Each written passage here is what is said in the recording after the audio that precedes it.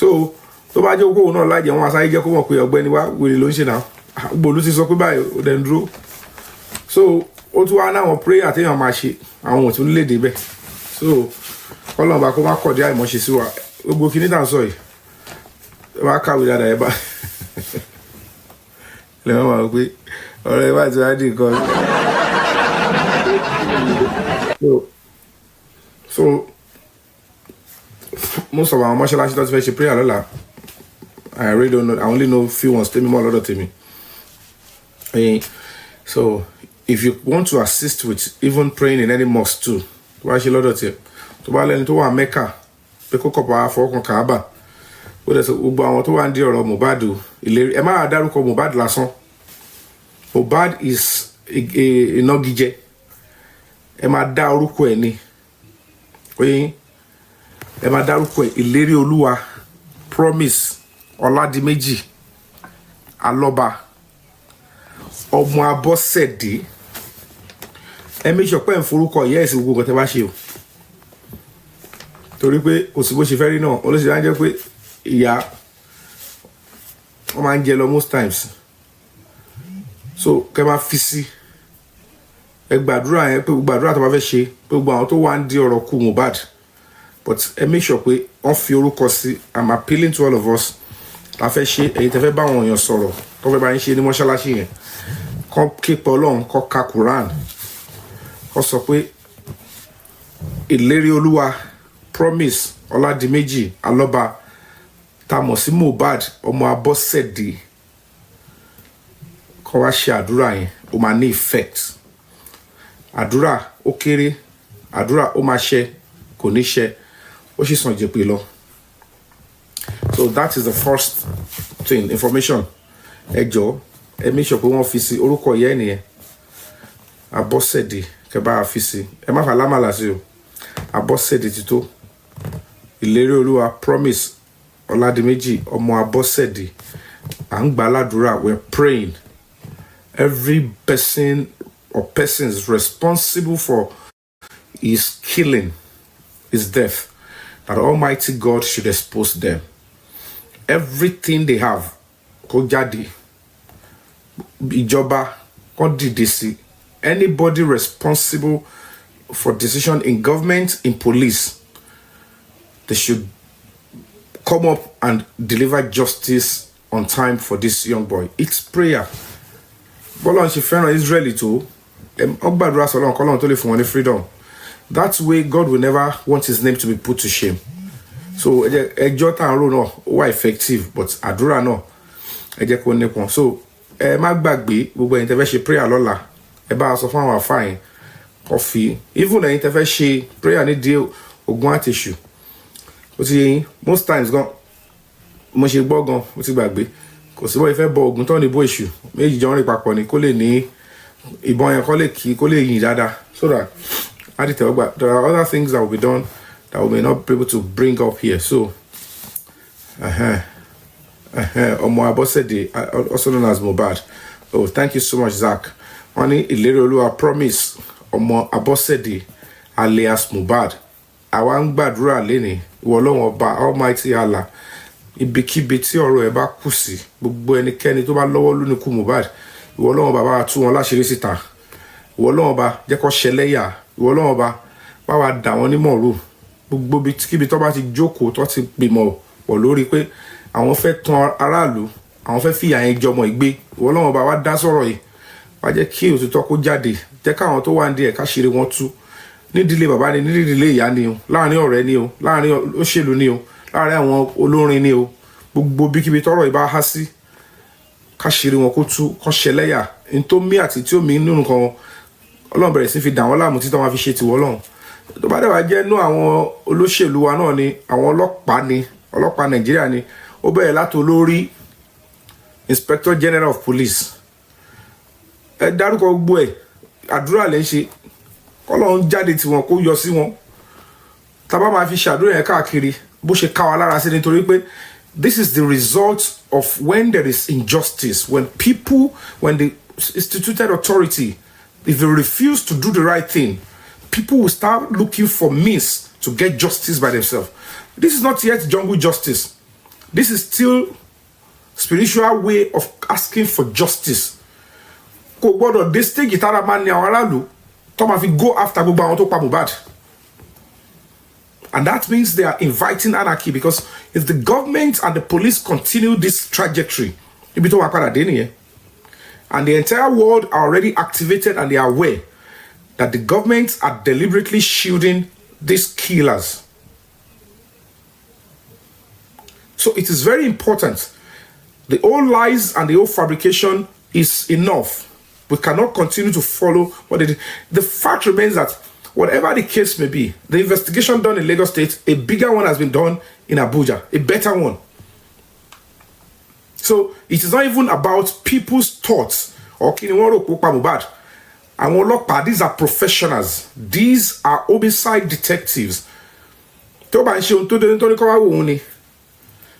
It's quite unfortunate. If a further update should have been released long time ago, that in the light of this new lead, a new suspect, these are the new suspects that we fingered in our investigation that are needed to be questioned and prosecuted. They are meant to be. The fact remains that they are supposed to be heading for prosecution now.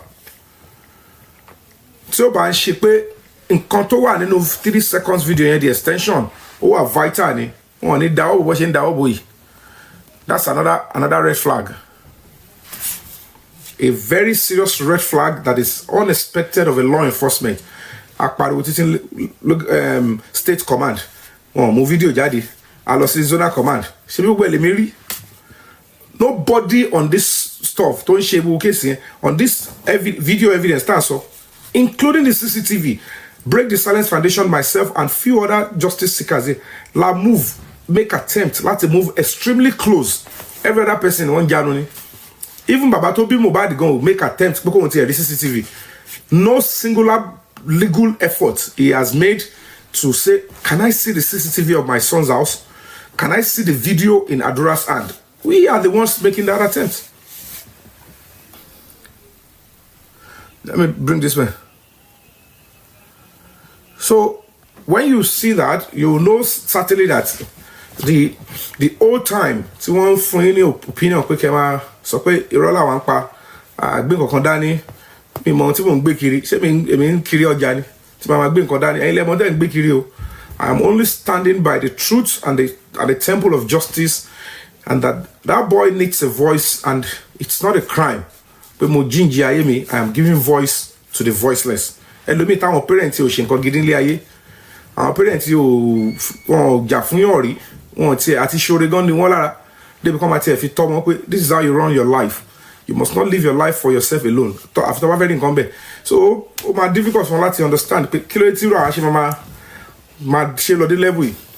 But ohun tó mẹ́ntò oníkàlùkù ó yàtọ̀ sí tiwa.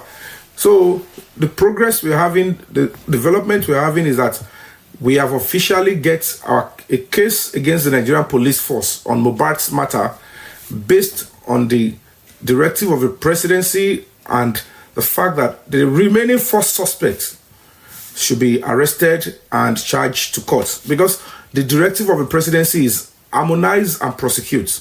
They've harmonized all the petition, all the investigation. They've gone to south, east, west. Want to more, whatever it is. Want more, okay, in controlling power, body Mohbad delay. Until Oregon. But all duplicate the file here. And all of Jatiri Bogwe. Want more Bitori case one law. And they know who and who they need to investigate and charge to court. So they narrowed it down to 7. It's only just unfortunate. But all my about on your olórí tó pọ̀ ni. Nígbà tó ti ṣe ọlọ́pàá ti lọ ṣèwádìí ní Abuja. Tó wá narrow ẹ̀ sórí àwọn méjì. Pàápàá àwọn tó wà nílé yẹn gangan. Ìgbà yẹn lẹ wá rí pé àwọn èèyàn bẹ̀rẹ̀ sí sọ pé kò sí justice mọ́. Àwa náwó ànọ́ra à ń gbé kéèsì lọ court. Wọ́n sọ pé kò sí justice mọ́. Ọlọ́mọ ìjà ṣìrìn. And then you now look at it and then who are these people? Who are they? What is this? I can't even understand what they stand. You know, it's inconceivable. When you give time to respect people, to honor people, is because this is not a personal field. This is a public matter. You want to respect other members of the public, okay? If you are doing the right thing, we'll do it together. But unfortunately, everybody believe it's just what only physical. Then wo physically, marry your physical by you might see that it comes to talk. So, whatever the case may be, we are now advancing, and I want to believe before then, the police would have been served. We are suing the Inspector General of Police, the Nigerian Police Force, and the Commissioner of Police in Lagos State. And then, by the special grace of God, when the trial starts, we would appreciate if justice for Mohbad seekers, can come together, be in court. Wambe, can mobilize, get people in Abuja. We've seen a lot of justice seekers here, friends of myself, of justice for Mohbad, of the movie industry, of the music industry of Mohbad in Abuja. If we can find one of them, they should go into the courts and listen. Also the social media, be inside the courts, follow proceedings. Let them know you are for. Let them see. Before the court trial starts, stand in front and say, we want justice for Mohbad. Nigerian police, don't fail Mohbad the third time. We will not take it. Let them know that the public are following and they are following up on the case. The social media,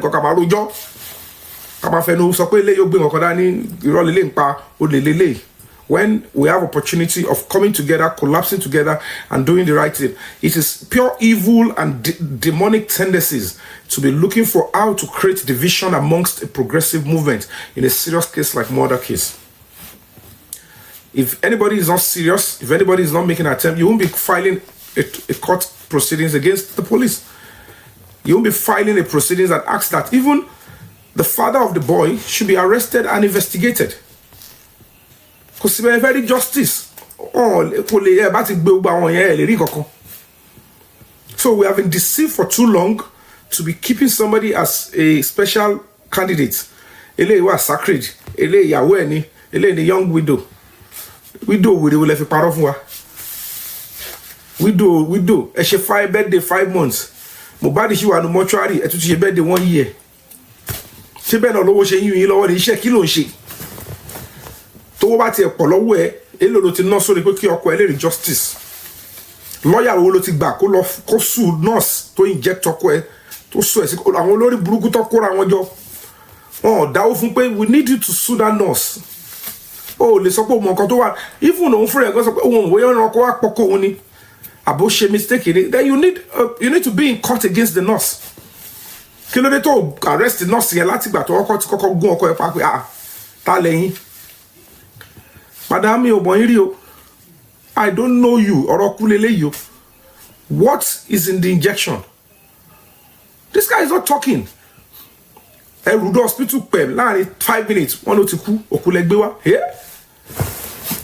You not to pay you by the widow. Oh, my widow near. Oh, my you are young then to remember and say I don't understand. What you eat.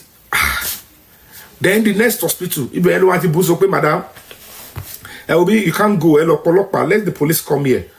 If you come in the hospital, parents hospital, please let the body stay here. We are waiting. I don't know what you did, madam. I'm not against you. I can't. Please, Joe.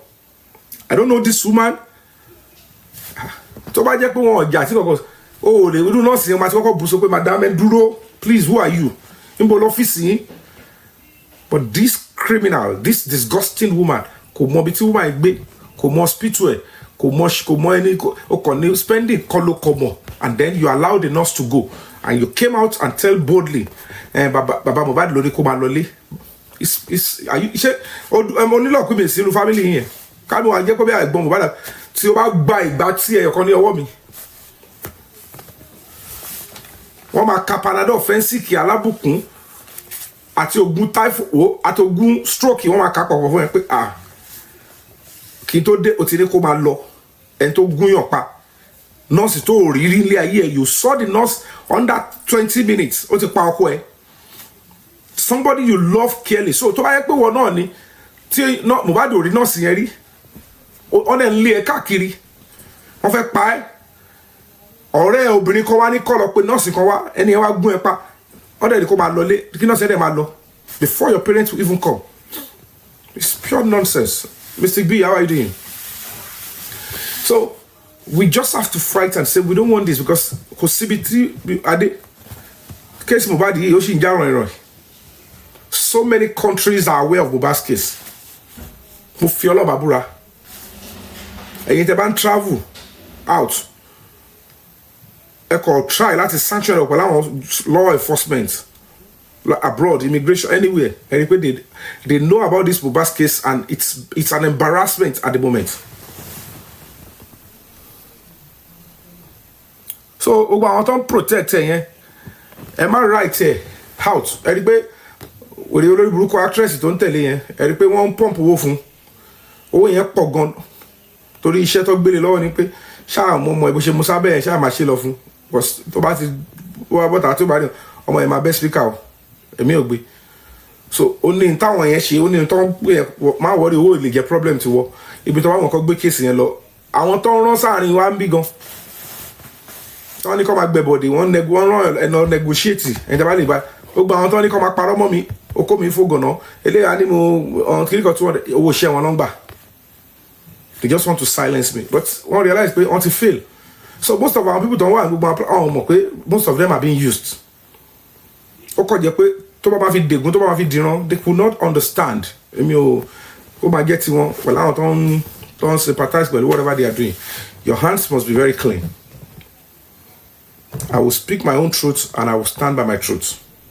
So we are dealing with sections of monsters. So don't write out, number one, domestic violence. Yes, there might be industry gods.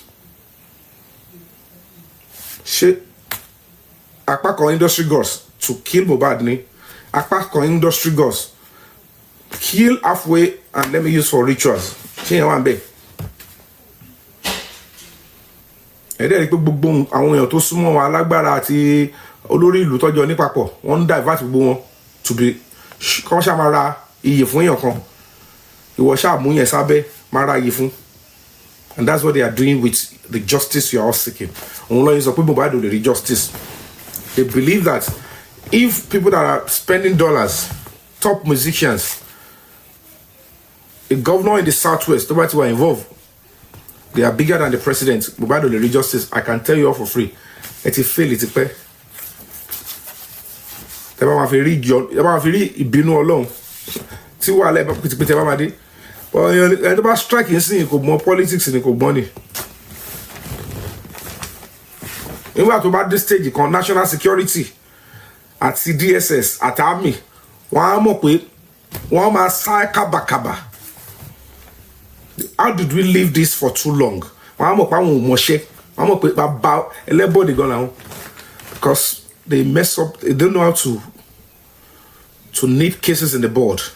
Àwọn tó bá ní force àwọn pé this is danger. Àwọn people don't calculate. Àmọ́ so ìjọ mi ìtúrú wa bá sọ̀rọ̀ fún wọn wọ́n máa gbọ́ kíákíá pé so kò ṣe pé lè kàn jánu torí anyway kò sí wàhálà ṣá. Time will tell, like I said. Time will tell. Gbàdí ẹ̀ ló kù. Wine Bazaar. So please, let's do what we can. I know they are all together.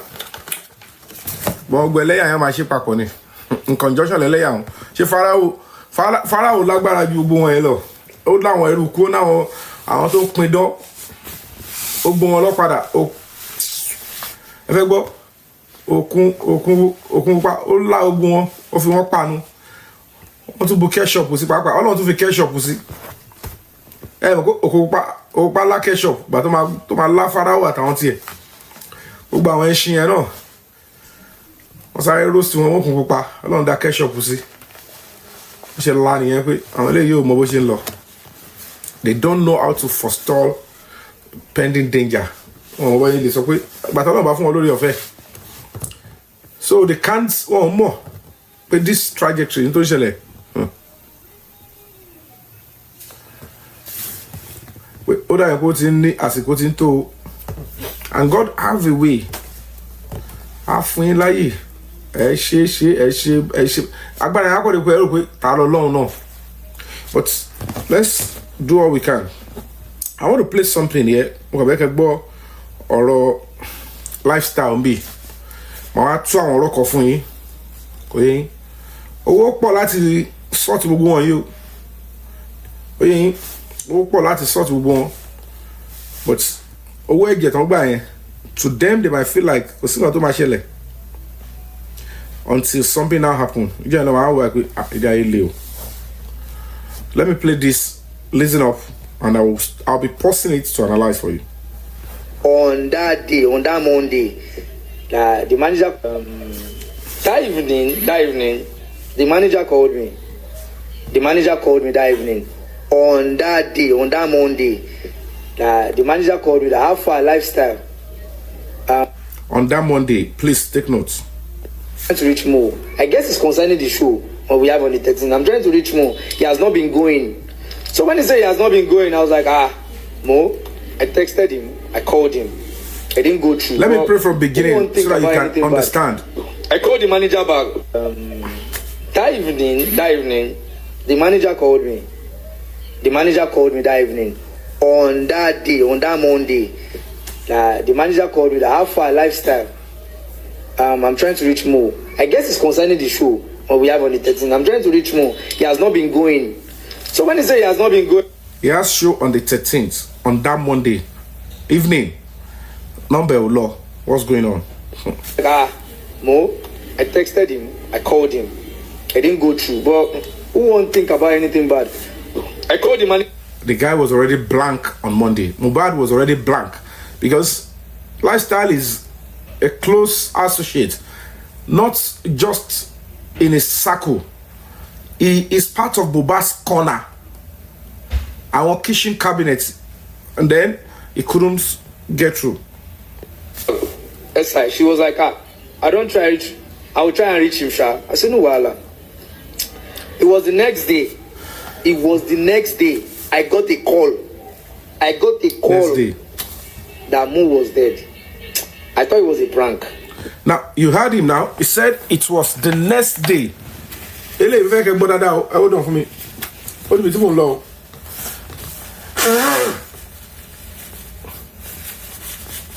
Torí pé gbogbo àdúrà tó ti ṣe tẹ́lẹ̀ ó ń ṣiṣẹ́ òun la fi lè wà lórí kéèsì báyìí. The previous ones that few people have done òun ló fi jẹ́ kó wà báyìí. Ẹ máa gbọ́ the next day he received the call. Ẹ ti gbọ́ kó sọ mẹ́yẹn o. I thought it was a prank. It was this guy that called me. He never mentioned the time. But Emma will be too much mess at the hop. Emma go. Doro. That Doro is like Darusha's elder brother. Say, waiting they happen for house, so this one's on. I was like, waiting they happen for house. What happened in the house? I don't know if anything happened. I was like, they call him because I guess that one did not even know what was going on too. I was like, okay, fine. I now tried calling the house to know what's up. Nobody was picking my call at first when I was calling. Nobody picks my call. I tried calling. I now called one of our friends who is a banker in the house. His name is Damola.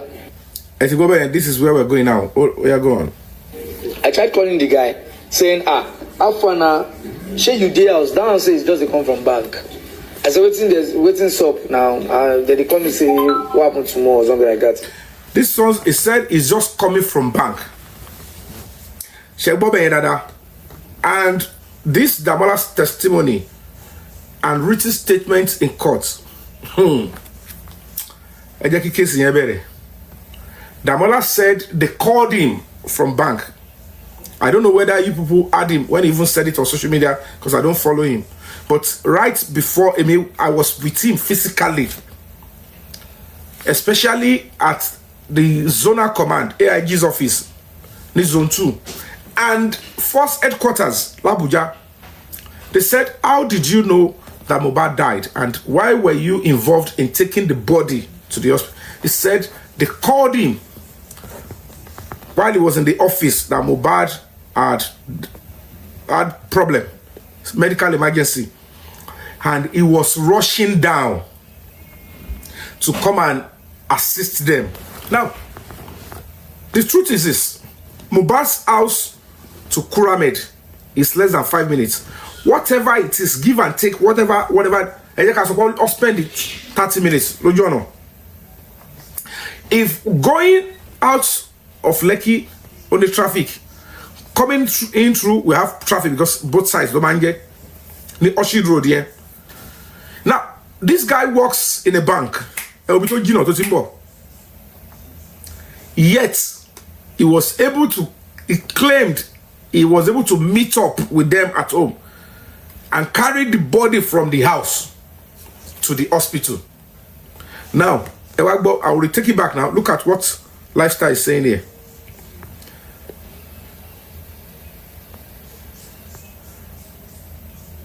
I was like, okay, fine. I now tried calling the house to know what's up. Nobody was picking my call at first when I was calling. Nobody picked my call. I tried calling. I now called one of our friends who is a banker in the house. His name is Damola. I tried calling the guy, saying, how far now? Who is in that house? Nobody was counting Damola's name before until the 3 seconds, and then we pursued it. He was there. They removed Damola's name and Zomo. But what I realized, alone the persistence on the case, Lojeka pushed the level, and that is why he's also a suspect. And now he's been investigated for murder. Listen up after a little. Shey you dey house, that one say it's just a come from bank. I said waiting up now. Then they come and say what happened tomorrow or something like that.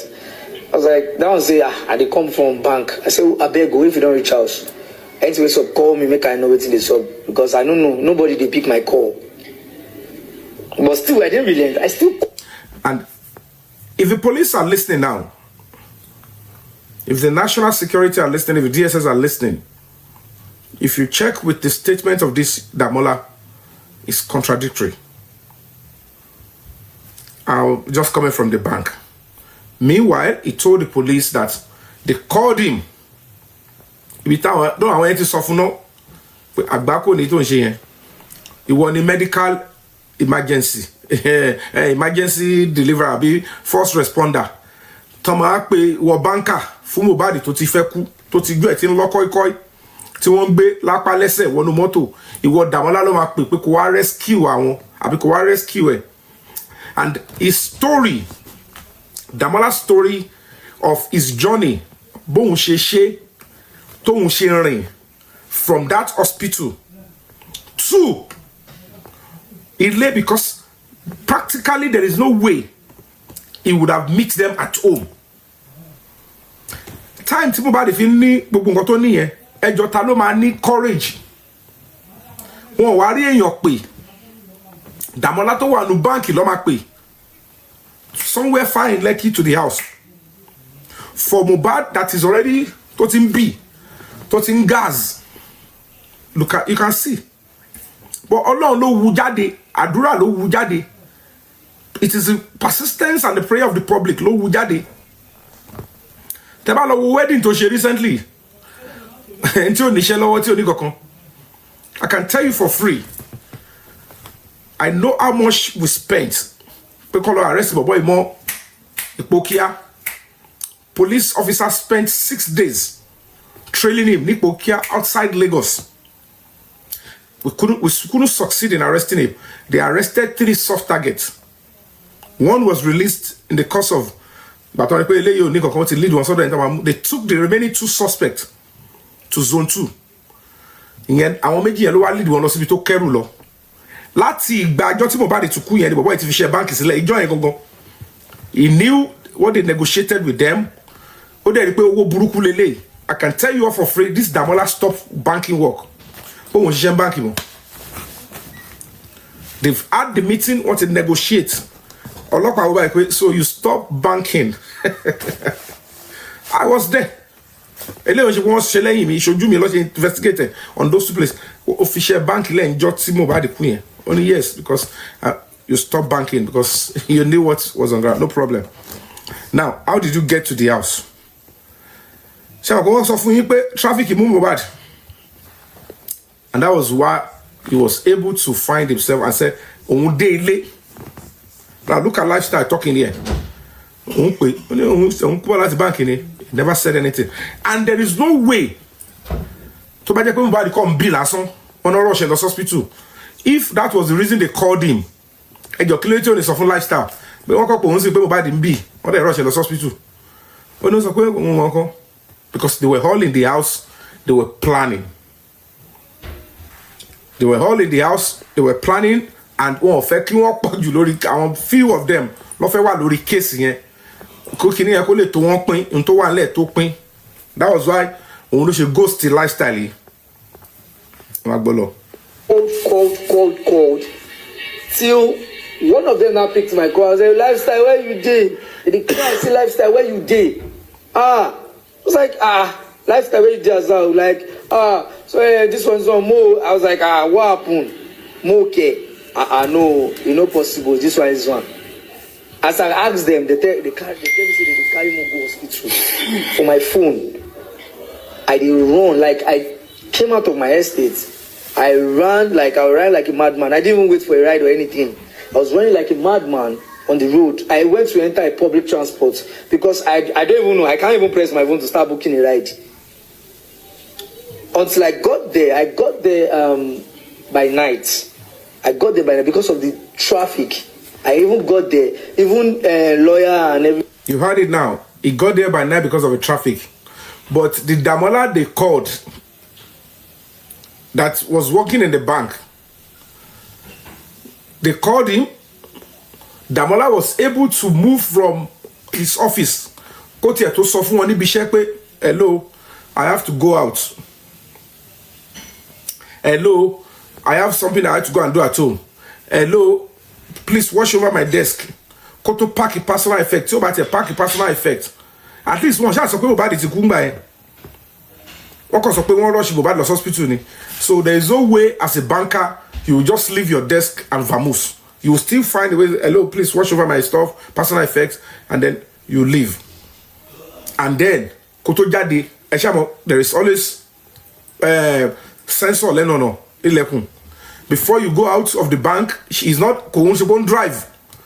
Before this guy, Kosokada until Tobade Oshid Road, Koto Dipo what public transport, whether Uber, whether anything, Koto Dipo ma de second toll gate, Koto de Oshid Road, Koto she wabole, Koshe to she Bokada.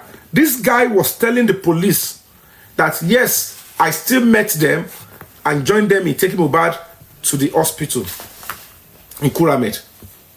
And the police told him, Shoti, pure nonsense. So, another evidence that is very crucial, only because this person is part of the kitchen cabinet. Kitchen cabinet, Ilowa, Mohbad's team. And he has expressed his encounter with the Damola, one of the suspects in Mohbad's murder case. He is being investigated for murder too. Concealment of evidence, criminal conspiracy, and criminal intimidation. That's the Damola. Our family is Ibabebe.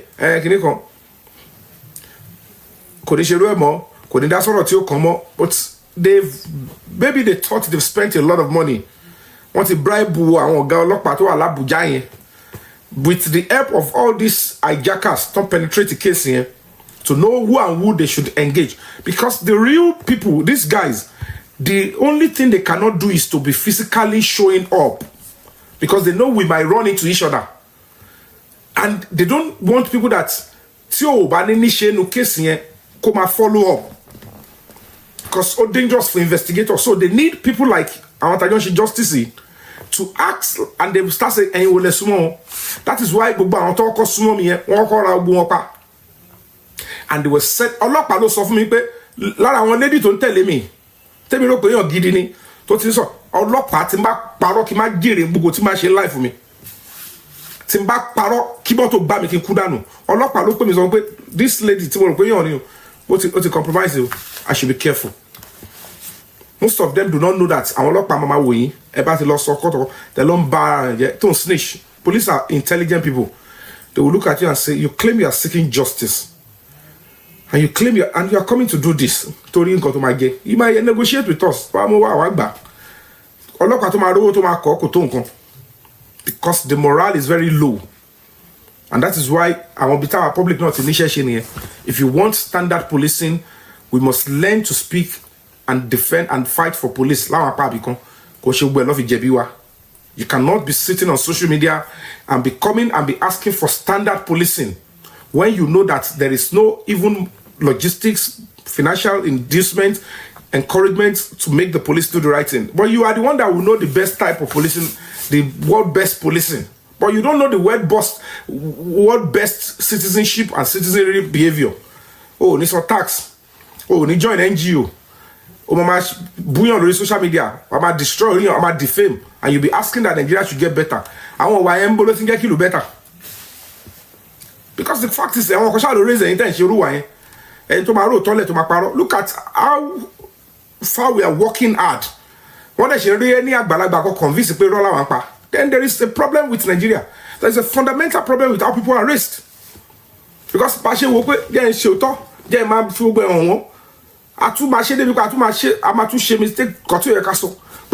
don't see me as a clean book. I'm very open.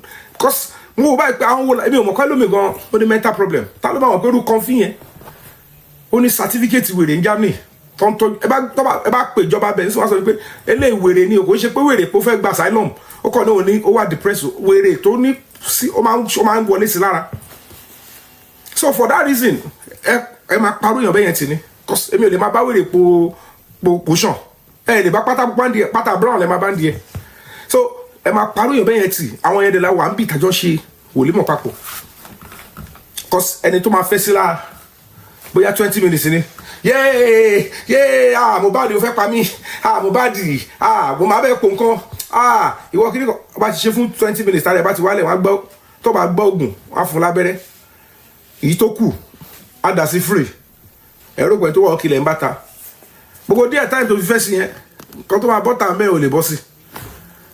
So we dealt with some terrible set of people ẹ wo gbogbo téèyàn máa ṣe justice à ń bá wèrè dì. Amba cyber bullies deal. Amba double agent deal. Amba family to terrible deal. Amba ìyàwó tó horrible deal. Irú justice gan ṣe gan ní sọlú ẹ̀ dídàkúdà gan. Gbogbo ọ̀dẹ̀ ló ń lo kurube. Gbogbo ọ̀n ló ń tàn kọmọ́ra. Wọ́n ń tàn kọmọ́ra gidi. Èmi àdúrà ni mo kàn ń ṣe kura. Torí pé àdúrà tèmi ń ṣe. Nílé ayé mi mo rìn ìdọ̀tí. Ní òṣogbo kìkiri mi mọ̀ kàn lọ àìsí kíyàn mi ṣe rí mi ń fagídí wá nǹkan tí ò ń ṣe tèmi mi ní lifestyle tí mo fẹ́ impress ìwọ tó bá láìpọ̀ ṣe wọ kíní láti ọjọ́ yìí aago kan tí mò ń wọ̀ lélẹ̀ wọ́n ti fún mi lágbo lẹ́yìn ìgbà ẹ̀ṣẹ̀ rí kí n wọ̀ torí kò mọ̀ mi lára kẹlẹ̀ mọ̀ pé lifestyle tèmi mi ní life tó nípọ̀ bí mo ṣe ń fèsì ogun mi pẹ̀lú ọ̀rọ̀ Mohbad nígbà mo wà ń kú tọ́nu èmi àtọmọ mi nìkan ni. One of the people tó jẹ́ pé wọ́n support mi ó wo ibi tí mò ń sùn gbà kan tí mo fi fídíò ẹ̀ wọ̀ pé ṣe fẹ́ wò ó pè mí lágo 6 nídàjí sí 6 bọ̀ ó wá rí ibi tí mò ń sùn ẹni ẹ fẹ́ lè máa bú sẹ́kún pé ẹ̀dẹ̀ tún máa sọ̀rọ̀ bí wà mo ní àfẹnití bá sọ fún ni torí pé nígbà tí wọ́n bá máa jà wà á kọ́ jà lọ bí wà á bẹ̀ pé kí ló tún fà tí ilé tún ṣe stop mi ṣe bí artist ni bọ̀bọ̀ yìí artist ni mí mo dẹ̀ dìde fún I'm lending my voice. They should know I will be losing so many things pẹ̀lú tí mò ń ṣe. Kéèyàn máa rí pé àwọn táwa jọ ń ṣe kí wọ́n sọ the competition should make any sense. Normally on a good day actor mélòó ló máa rẹ̀ sílẹ̀ tó máa gbà kó máa control wọ́n yẹn control mi. Débi pé èèyàn kan máa yọnu sí àwọn sọ̀rọ̀ wọ́n á máa ṣoríṣi. No actors will avoid it lẹ́sẹ̀kẹsẹ̀ pé Ọlọ́run ní jẹ́. They will support me with this, they will abuse me with that one. And so you can control my control. If we are synergizing, taba jọ ń ṣe papọ̀. Wọ́n ní kóòtù wò kó lè gún régé. Nítorí ohun taba jọ wò ló ń gún régé. But kò ń ṣe pé kíyàn kan máa wáyé pé àní àwa o we are superior than the person who is already an institution in his own right tó wà ń tà. So at the end of the day, I realize gbogbo àwọn kìíní tá à ń sọ yìí ó ti ní àkọọ́lẹ̀ ni. Tàbá ti lọ tàbá ti lọ jupájú náà lẹ́kọ̀ọ́ náà wọ́n máa dà sómi ọkọ ti pààyàn dànù ọkọ ti ṣèkà ọkọ ti sọ pé Yomi yẹn ó yẹ kó lè ní prize nítorí wọ́n rí pé dáhùn pé wọn ò mọ ta ló lè bá Yomi yẹn sọ̀rọ̀ èlò ló yẹ kó lè gbà wọ́n rí pé láì pé lè yí okò gbọ́ pa àwọn ìyá bóyá sọ fún wọn pé Yomi ò ń ṣe ròyìn ọ̀bẹ yẹn o àràbù là ń ṣe ògbó yẹn Yomi ò ń ráyè gbòòrò lọ́dọ̀ ọ̀dọ̀ yẹn kò ń jẹ́jẹ́kújẹ o òun lọ ṣe lè fi lọ́kú lọ mi pé ẹ lọ fi 500 million lọ ẹ fi 300 million lọ èèyàn kan try wá ní kí mi wá ṣe cinema movie wọ́n mọ̀ pé irú èmi standard mi wọ́n fẹ́ fi 200 million lọ mi pé kí n lọ ṣe Ọlọ́run ní jẹ́ ẹni tó fẹ́ kó 200 million lẹ́fún mi á kó lẹ̀ pé mi gbà padà lọ́wọ́ ẹ o I just give you go and shoot a good movie but wọ́n fẹ́ ṣe good movie yẹn o nígbà tó tún rán àwọn kan wá àwọn kan bá mi sọ̀rọ̀ pé ẹ ṣe fíìmù Yomi Fabiyi àti nídìí sinimá báyìí o kọ̀sùgbọ́n àwọn ilé náà ṣe sinimá yìí wọ́n kàn repeat ni wọ́n kàn repeat ara wọn ní kiri irú wo ló tún lè ṣe because orúkọ yẹn but you know you just avoid all this your justice kiri kan mo ní mi ti ready mo ní ẹ lọ máa ro nǹkan tẹ́yìn ṣe lọ when I'm ready I will come wọ́n fẹ́ fi cinema movie wọ́n fẹ́ fi lé mi kúrò ní justice for Mohbad ibi tó wọ́n yẹn wá ti wá mi nímọ̀ èmi á máa gbowó ẹ̀jẹ̀ sọ́wọ́ màá ní mò ń ya fíìmù torí pé nínú owó tó máa fi ya fíìmù yẹn wọ́n máa fi owó tó máa fi ṣe advertisement sí kò tí ó yẹ gbogbo yín nìyẹn tó máa ń gbowó film project owó tó máa fi ṣe billboard owó tó máa fi sanwó fáwọn artist ẹ tó máa ṣe meet and greet owó tó máa fi ṣe gbogbo ẹ ó máa wà nù budget yẹn nígbà tí mi bá wá gba gbogbo yẹn ẹ wá ní Yomi yẹn ti advance fake dẹni but this battle like he said we are fighting for the kids because of tomorrow we want everybody wants even àwọn tó ń pààyàn igan wọn ò fẹ́ kó pa wọn àwọn tó pa Mohbad wọn ò fẹ́ kó pa wọn yes ó possible kó bá yẹ pé Wùnmí gangan ló pa Mohbad but Wùnmí lọ́wọ́ nu kú Mohbad pé kò lọ́wọ́ ń bẹ̀ yẹn ẹ yọ kúrò it's possibility ni mo sọ the reason why mo ṣe ṣẹ́nu kù ó ní pé because I would prefer a judge to pronounce that somebody did or until we are ready to bring out the video into ṣẹlẹ̀ tàbá gbé sórí social media táyé rí ṣe rí bó ṣe ṣẹlẹ̀ èèyàn lè sọ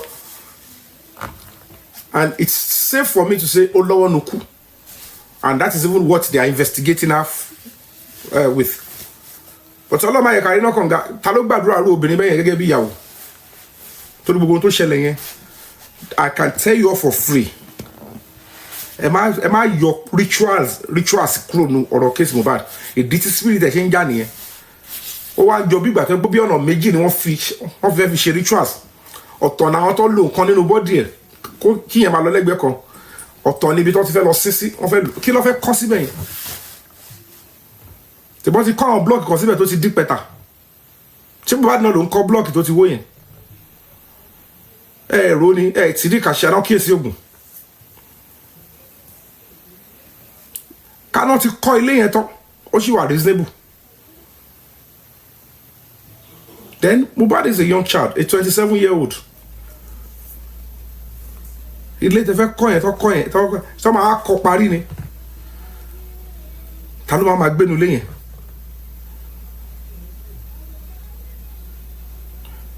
so it's quite funny and when you look at the the trajectory of the baba and you want justice láti bẹ̀rẹ̀ pẹ̀pẹ̀ fún Mohbad there is no way you were fighting for your son sọ̀rọ̀ pa DNA láti bẹ̀rẹ̀ pẹ̀pẹ̀ you are just jumping on anything the public are doing to satisfy what you it's absurdity and then we are not looking for the right things ọlọ́pàá gbọ́dọ̀ ṣe ìwádìí it's part of the things we are putting before the police gbogbo case tó fẹ́ ṣe tá à ń lọ kọ́ọ̀tì ẹni tó fún blessing ní kurube tó jù yẹn ẹ máa drill ẹ ó máa sọ̀nà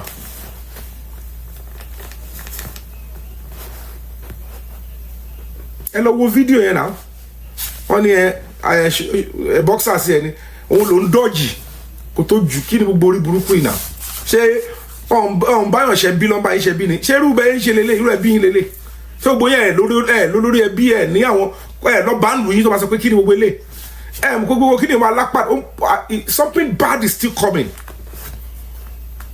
nǹkan burúkú ṣì ń bọ̀ tẹ́ẹ̀bà tètè correct ẹnu ìdílé yẹn wà lẹ́mọ̀ tí tó fi ṣé àwọn ò mọ̀ àwọn àjáde rí táàbà ti ẹ̀rí àǹkà ọgbà ẹnu script tá a fi ń ṣe fíìmù aláwọ̀ tó máa sọ pé tá a máa pè pé gbọ́ kí ló ṣẹlẹ̀ pẹ̀lú nǹkan báyìí tó máa sọ fún wa pé ṣé o mọ̀ ká ti fi ṣe fíìmù báyìí rí ni nǹkan báyìí ni à ń béèrè lọ́wọ́ ilé wa ní nǹkan báyìí wá ń jù ìwúmí yẹn ó ṣẹ̀ ń ṣe báyìí pé ẹ mú level wá ẹ báyìí kiri lọ tí ń lọlẹ̀ ó ṣẹ̀ ju ẹlẹ́bọ̀tọ̀ pẹ̀ ọmọ 23-year-old èèyàn kan wá lóhun actress tó bímọ tiẹ̀ tó fẹ́ jèrè àwọn ọmọ tí wọ́n bí olóhùn jà fún ọmọ kékeré Mohbad ń ṣe ọmọ ọlọ́mọ àbí ọmọ tó lè bínú ara ẹ̀ no wonder tó ṣe lọ́n ra pósí tó ń bóyín bẹ̀ wọ́n wá sọ̀rọ̀ àwọn di celebrity pósí ọmọ kékeré àwọn náà ló tún káwọn èrò wèrè kan jọ sórí TikTok pé máa ṣiṣẹ́ fún wa lọ àwọn iná wà lóbi èèyàn gidi làwọn ẹ̀ wọ́n fún wọn l'audience it's absurdity àwọn èrò bóyá báwọn ṣe yẹn pé tá lọ bá bọ àbò ń bọ̀ ní tó máa jẹ wọ́n sì ń jẹ nǹkan lọ́wọ́ there are some certain things no matter the money involved ó máa yẹ rẹ pé tí n bá ti ẹ̀rọ tèmi ṣé kí n wá ba yé àwọn ọmọ tèmi náà jẹ ni àwọn kan wà tó yẹ pé tó bá ti bọ́ sí ègún ó máa ń padà di ìran ni tó bá yé ọmọ ẹ̀ ń kọ́ atakóró wọnú àdó ṣé ó lè mọ ọmọ ẹ̀wọ̀ nígbà tí màá yára nù sí ṣe mo rí akórèrè mú dání ṣé mo lè sọ bye bye fún gan mi lè sọ bye bye because mo mọ̀ pé to sọ bye bye lásán I might be blocked at the airport is it my wish but tó bá yẹ pé mi ni mo sọ pé mo tútù lọ́nsìn o wọ́n á ní Yomi yẹn tútù gbé lámbà lẹ̀ Yomi yẹn ò straight forward Yomi yẹn ọ̀rọ̀ ẹ̀ pọ̀ ẹ̀ẹ́dẹ̀ mọ àwọn díẹ̀ ló mọ àwọn tó wà pé àmọ́ àwọn tó wà nù kéèsì bọ̀bọ̀ yóò tọ́ ló ń sọ ṣùgbọ́n ògbó yín tẹ̀ kọ́ mọ́jà pé you just sit somewhere ẹ̀rọ ẹ̀ pé Yomi yẹn parọ́ ògbó yẹn sọ bí mo ṣe máa sọ̀rọ̀ physically ó yàtọ̀ sí mo ṣe máa sọ̀rọ̀ lórí social media because mi ì lè sọ gbẹrẹ fún mo gbọ́dọ̀ máa fi drama sí torí òun ló máa jẹ́ kí ginger lè máa wá ojú lásán ṣe wèrè mi lè máa rojọ́ báyìí kì í máa fi acting ẹ máa mọ̀ pé àgbà òṣèré ni mí náà mi ṣe small player náà tó bá rí yẹn tó máa ru òótọ́ tí mo sọnù pé nǹkan tó ń ba máa yẹ òṣèré kéré tó bá jẹ́ pé ọmọdé lolúwẹ̀ ni tolúwẹ̀ náà kéré nu ayé tipẹ́tipẹ́ máa ti gba ẹkuru jẹ lọ́wọ́ ẹ bọ́ra àwọn eléyìí wọn fi ṣeré wọ́n rán ikú ṣẹ́ sí mi léra but ó sì ń yà wọ́n lẹ́nu pé how come a ní kọ́lọ́pàá gbé kàn rí ṣe ẹ wọ àwọn tẹ́ ẹ̀ ń gbójúlé tó ń dirun wájú wọn ti pàkọ́ èyí tó ń ṣe lẹ́yìn àti tó ń ṣe lójú ẹ wọ àwọn tó ń encourage wọn ẹ wọ àwọn tó ń lò wọn gbogbo àwọn tó ń lò yẹn náà lọ́wọ́ àṣàkó wọn nílé kẹ̀yìn sí wọn láíláí ẹ gbogbo wèrè táwọn yẹn ń ṣe àwọn náà lọ́rọ̀ wọn ń ṣe yẹn wíwà irú àwọn yẹn bó ṣe ṣiṣẹ́ pà láwọn tiktoker náà ló ṣiṣẹ́ pà láwọn tó ti lọ fẹnu kọ́mbẹ̀ wọ́n ti fa kéèsì lábẹ́ wọ́n faná sí wèrè lábẹ́ ọ̀tá lọ bá bọ̀ àbọ̀ ṣì ń bọ̀ so you can hear clearly ẹ wá wo ilé ìsìn mi ìfẹ́ play kíní ẹ̀ ní but I'll be moved to play this person mo láti play ẹ̀kẹ́ gbọ́ normally it's the last person mo ní ever believe pé mo send kíní ẹ̀ sí mi lánàá mo ní what so ẹni tí sọrú nǹkan báyìí tẹ́lẹ̀ ìgbà tọpọlọ ẹ̀ bóyá gbà ẹ ọpọlọ ẹ̀ ẹ̀wọ̀n pé irú àwọn tó bá ti ní mental problem bẹ́ẹ̀ yẹn tọpọlọ wọn bá settle wọn máa tún rí nǹkan wèrè máa ń ríran gbà mí o tó bá sọ pé màá tẹ play ro config lórí page mi màá jí ọ̀bọ̀ jẹ́ play fún ikẹ́ gbọ́. tí wọ́n san 4 million fún lóòótọ́ ni àṣé lóòótọ́ òun ni bàbá Mohbad tí wọ́n san 4 million fún lóòótọ́ ni chief Cubana priest tó san 4 million fún bàbá Mohbad jókòó lé ó sin ọmọ ẹ̀ bẹ́ẹ̀ yẹn ṣé rí ikú yìí ó wá láti ọwọ́ bàbá Mohbad ìyàwó Mohbad ó wá láti ọwọ́ Sam Larry ó wá láti ọwọ́ Naira Marley wá láti everything bàbá yẹn gan òun náà ní intention of pé kó náà jókòó lé ogún ọmọ ẹ̀ ó ta ẹ̀mí ọmọ ẹ̀ bàbá ta ẹ̀mí ọmọ ẹ̀ bẹ́ẹ̀ ni mo sọ fún yín bí abájọ bàbá yẹn ọ̀rọ̀ wà nínú. ṣẹlá ẹgbẹ́ ìwé rẹ̀ gbogbo àwọn ilé. So the point is when you see people changing their words depending on whom they are dealing with, they are not to be trusted, they are not fit for leadership. Àṣẹlẹ̀ ti sọ gbọ́ àdúrà kan báyìí tẹ́lẹ̀. And some people without àwọn kan máa jókòó tí ròyìn báyìí wọ́n máa sọ̀rọ̀ sí ròyìn lágbẹ́ ròyìn báyìí ẹ wá máa fún wọn l'audience. Ẹ wo bí wèrè it's not because I'm an actor mo ṣe ń ṣẹ́nu èmi kò yẹ pé mo rí ọ̀rọ̀ burúkú wà lẹ́nu tó lè èèyàn ti sọ ọ̀rọ̀ báyìí nígbàtí bóyá gbàtí ọpọlọ ẹ straight ọ̀tún yẹ pé bóyá Mohbad gbangba pé ṣé ẹ fẹ́ yà ẹ sọ ètò o ti sọ Bukky Jesse náà nírò ọ̀rọ̀ báyìí o you now realize that most of these people suddenly they switch because gbogbo ariwo tó ń pa they are negotiating. One of the reasons why I expose things tẹ́mi máa rí mo ń lọ physically òun ni pé ọlọ́pàá máa wọ báyìí pé ń ta rí jẹ́ káwa fi ṣiṣẹ́ wa but n tí wọ́n fẹ́ fi negotiate ni pé hello madam sit here we went to so place, we got this. Why did you like it? To bá ti wá ń bẹ̀bẹ̀, tálẹ̀ bá ti ṣú, wá lọ ní kó lọ mú jáde. As the thing don't be now, you don't enter am. But if to say you get people wey be say, to bá láwọn èèyàn tó lówó dáadáa, ó ní bá ṣe lè ṣe, àmà bọ́ọ̀gà sọ̀rọ̀. Àwọn ló máa kọ report mi o, kò lè sọ pé arélè. Àbí èlò làwọn sọ, àmọ́dá case là ń sọ. À ń sọ̀rọ̀ 400 million ọ̀gá wa yẹn kò ń gba owó kékeré o. When they negotiated, they tell us another thing. Ṣùgbọ́n tí mi bá ti mọ̀, kó tó dalẹ̀ mi ti pariwo síta, bẹ́yà wèrè. Mi ò fẹ́ wà nù ẹnu negotiation wèrè kankan mi fẹ́. Ẹ má fi mi sí ẹnu ẹ̀mí. Àwọn ọlọ́pàá ní Yomi yẹn ó ti lọ sọ, ó ti sáyé sọ̀rọ̀ síta. Mi ì ní sọ kí ni. Àwọn ọlọ́pàá náà ló máa kọ́ ẹ pé tó bá fẹ́ kí mo gírí ẹ̀ di ẹlẹ́bọ̀ tọmọ ẹ lọ́wọ́. There are some certain things. Ẹ bá gbọ́ gbélẹ̀gbé ni. Ajá balẹ̀ tó bá ṣe ń drop by. If not, ọlọ́pàá máa change ẹ̀mọ́ ẹ lọ́wọ́. Wọ́n máa rí e tó bá máa fi dalẹ̀ wọ́n sọ pé àwọn ò rí nǹkan kan. Nígbà làwọn sọ pé àwọn ti rí. Wọ́n á ní ṣé wọ́n ló ṣe investigation. Ẹ lọ mú ètò sọ yẹn jáde. Because wọ́n ti gbowó tó wà involve. Owó tó wà involve wọ́n ti gbọ́. Ṣáwọn ọlọ́pàá kan ló gba owó extension lọ wà láyé zone 2. Owó zone 2 táwọn lady kìíní kan eré tó sẹ́ndì sí wọn. Tó máa rí pé máa débẹ̀ níjọ́ Monday. Wọ́n ti transfer case lọ sí pàǹtì. Because they felt like this man had paid for extension. Àwọn ọjọ́ náà lọ́jọ́ máa sọ pé but extension tán lọ sọ yẹn kọ́ ó tó máa ní yé Yomi máa pariwo yé wàhálà máa ṣẹlẹ̀. Ọgbọ́n wọn la lè dá. Before I could say Jack Robinson, wọ́n ti sọ ọlọ́pàá dẹ̀ gbọ́n ọlọ́pàá ló mọ ọmọ akọ́ ọbọ̀ ṣe ń jalè wọ́n dẹ̀ kọ́ ọbọ̀ ṣe ń polisi méjì ló ń kọ́ wọn pọ̀. Kẹ́mi tó dé láti alágbọ̀n wọ́n ti wò pé ẹjẹ́ àlọ́ bá AIG ọ̀gá báyìí ní kéèsì yẹn ọ̀rọ̀ yẹn ti fa wàhálà o. So best thing ni pé ẹ sọ pé AIG sọ pé ọ̀bọ̀ AIG lọ́dẹ̀ pé I don't know how they did it. I was expecting the extension to take effect on Monday. Wọ́n náà transfer case lọ sí pàǹtì. Same set of people came to social media. Yomi yẹn ó lé ní o owó táwọn san yẹn irọ́ ló ń pa. Àlùkà ẹsẹ̀ kí ni gbogbo ilé ìbá ìwò lọ.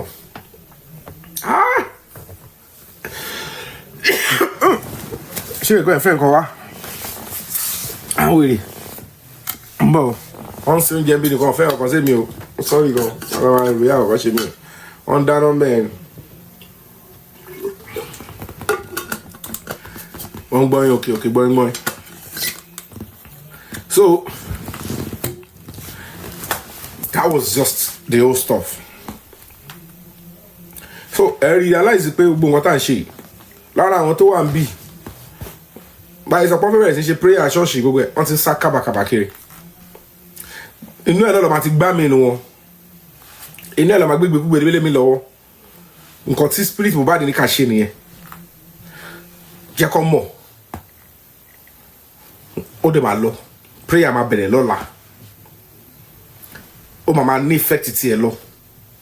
But the political message will also be there when we start sharing it to the world. That this is what is obtainable in Mohbad's case. Ẹ jọ̀ọ́ tá bá ṣe ń post here under the comment section on TikTok, particularly on Instagram, please ẹ jẹ́ ká máa flood ibẹ̀, ká máa tag àwọn relevant institutions, individuals, kó lè máa rí. We need to draw the attention in the comment section. It's social media effort in that area. We need ourselves now.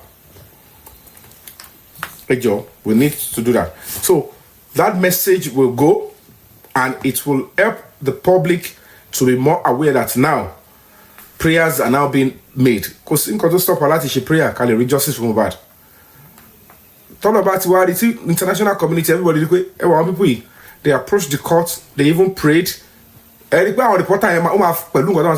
they are now angry now, they have right to be angry. How can they write to the government, pray to the government, peacefully protest to the government, right? And then the government says no, we want to cover up the murderers because our cabal syndicate they do rituals, they run in dollars, and they connive with the people inside the house and all sort of nonsense, and then they took the life of the boy. Brother Shaginsi, the industry is quiet. How many people are really speaking that? This is now what's in the boy. tó máa ṣe TikTok yìí Salo tí Mohbad àti tí establish ṣé bọ̀ lọ́yìn fún Mohbad ni ṣé wọ́n kọ̀ọ̀kan lọ́rùn nìkan ni bó ti jẹ́ pé wọ́n mọ àgbọ̀dọ̀ tí ń sọ̀rọ̀ ó ti yẹ yín now Shaggy another person lẹ́wà tó gbọ́ but the fact remains that ẹ má jẹ́ àtọ́ra wa ẹ̀jẹ̀ yẹn the bleeding profusely and all of that we all know what can cost it nǹkan méjì ló lè fà kẹ́jẹ̀ ẹ máa fi pọ̀ tó yẹn not that crash tọ́wọ́ òun ló fà bleeding profusely ẹ̀rù lè ba àwọn òbí tó bí nígbà tó rí nǹkan tó bá ń lẹ̀ pé àwọn tó lè ṣe lè they will still be looking around they only attack anybody as at that time baba yóò léyàn kankan the baba should accept and admit pé I failed my son out of fear I failed my son and I compromised rí i pé eventually again nǹkan tó fẹ́ kẹ́ mú dání èmi ò ṣàbòsí mi ò ṣiṣẹ́ pẹ̀lú kankan nu wọn mi ìmọ̀ kankan nu wọn rí mi ò ṣàbòsí the only person I am loyal to is Mohbad and not because pé mo fi ṣàgbàgbà it's my job rí i pé ọ̀rọ̀ tí Wùnmí yẹn sọ pé tá bá mọ ohun tí bàbá Mohbad ṣe a máa lẹ̀ lóko pa rí i pé ó máa padà ṣiṣẹ́ lẹ̀ kọ́ pé mo sọ lé ní o today's date is what the 15th of March Sunday 15th of March 2026 go and write today's date down whether I am dead or I'm alive rí i pé by the time tí Mohbad máa fi rí justice or at a reasonable point in time ọ̀rọ̀ ọmọ yẹn máa padà ṣe in that area kò ṣe pé òun náà gbádùn àgbákò òun ni ọmọ òun yẹn ọlá ohun tó sì ń jẹ ni pé àwọn tóun náà fọwọ́ ara ẹ̀ ṣe àtàwọn àṣírí tó wà lọ́wọ́ ẹ̀ àti wọ́n dẹ̀ ti stage actress olórí burúkú ìyẹn náà sọ pé ẹni tó bá ti ń ju oògùn sójú olórí ẹ̀ ń tó ọkọ ẹ̀ àtàṣọ fún lòun fẹ́ máa fún support bóun ṣe máa ń jà fáwọn èèyàn you know these people ó ti rí yẹn náà be single mother and that is how they groom innocent girls how do you make money as a single mother báyé ọkùnrin jẹ́ èyí tó bá lè pa kó pa èyí tó bá lè yà ń hò kó má fi extort ẹ̀ ṣe èyí tó bá lè rán lọ ẹ̀wọ̀n your story they will believe it àwa wà ń bí fún yín social media we are controlling it and I keep telling you guys ẹ má máa fojú wò pé Ìyábọ̀ is not gist lover the main gist lover is close to her ìyẹn dẹ̀ wọ́ọ̀sì ju Ìyábọ̀ lọ another thing tẹ gbọ́dọ̀ tó mú dání nìyẹn ìjọ tí ìyẹn bá máa tún ṣẹlẹ̀ ẹ mọ̀ pé Yomi àgbáwo gidi èmi máa sọ fún yín because èmi òun I do my discreet investigation but mi kì í sáré mi ń believe pé kí n máa bring èèyàn down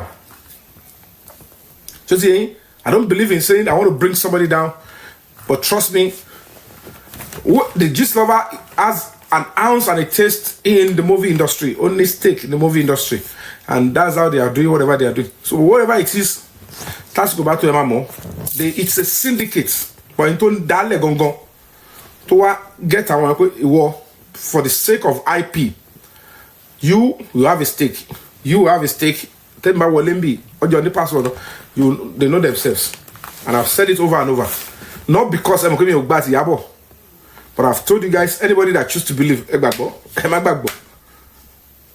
she perhaps by now only to get gist lover she might be enjoying the wickedness of gist lover now so they know themselves so whatever the case may be that is that one but any year was ju Ìyábọ̀ lọ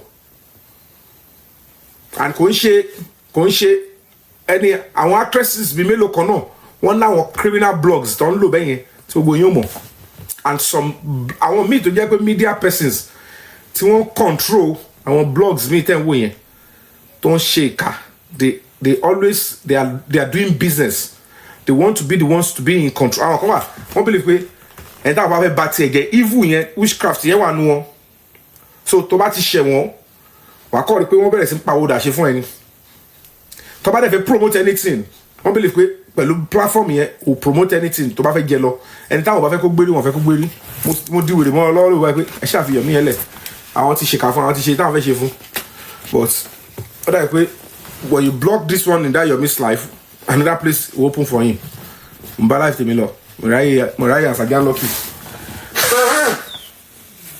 torí èmi ò lè máa fẹ́ náà jì mí I bring I'm also with social media. When I realize that is how they operate, I prefer to use my energy to fight for my country, fight for people that are voiceless. So that is on that note. So we are dealing with core demons. Don't write out, am I right off, that the key sponsors, but don't write the fact that well, I was called that one WhatsApp group, and the whole trajectory they have a stake on the Yomi. They are bankrolling a part of whatever is going on, and another side, Lawon Titi Oga Olori no legbe kan to dey involve bodyguard Oga Olori iṣẹ́ tó wá ṣe ẹni tó wá rán Zomo yẹn náà, we don't know the role he played yet. Òun lòun fọwọ́ kan Mohbad, Wunmi ní Zomo lòun bá jà, Zomo ní èmi kọ́ ló bá jà, Mohbad lòun bá jà. The video, they failed to bring it out.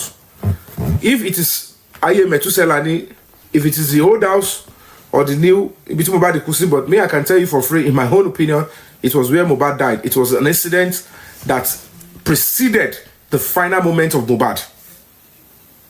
Trust me. The reason why I cannot be so affirmative is because Kotito time. Information are coming to me in pieces. I might not be able to give affirmative stuff on it because I know. You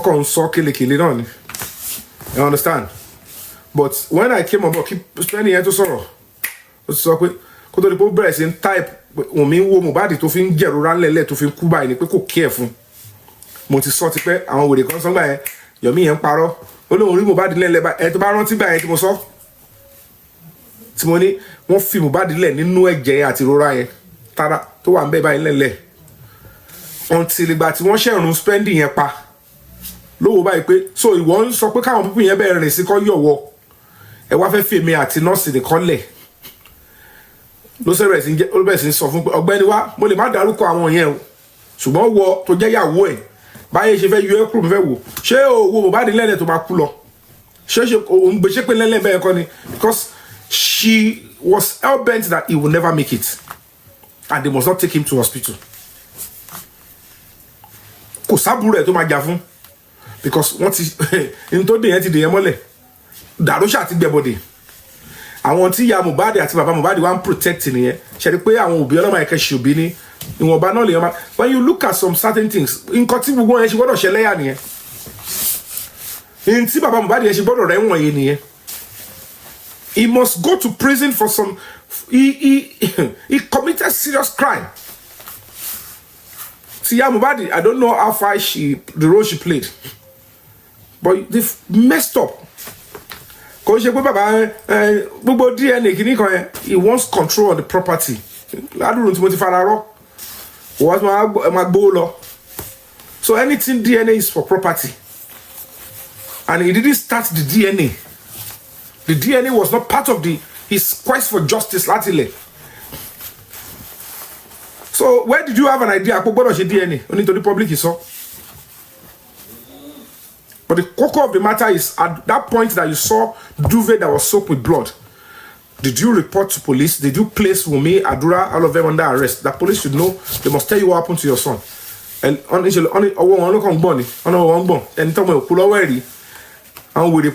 with it off boboing.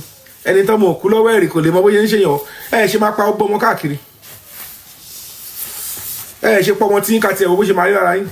Ẹ kọ́kọ́ pa ọmọ tí yín náà kàtí ẹ̀wò ẹ bá máa sọ fún wa pé ẹni tẹ́ mọ̀ òkú lọ́wọ́ ẹ̀rí ìyẹn lẹ́fi dé àwọn tẹ́ máa fi dé.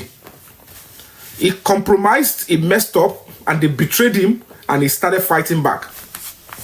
And how will he fight back? He started using baba yóò make attempt to arrest anybody in lane. So is it now better ọlọ́pàá tí wá make attempt now we have done our stuff. Part of those that are now suspects, murder suspects, include Adura and Darosha. Now you can now see the reason why Mohbad even shori buruku tó ń ṣe yẹn.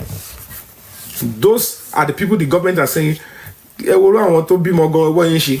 Normally government will ráyè anáwó anyhow because àti níjọba tó jẹ́ pé they make the system work.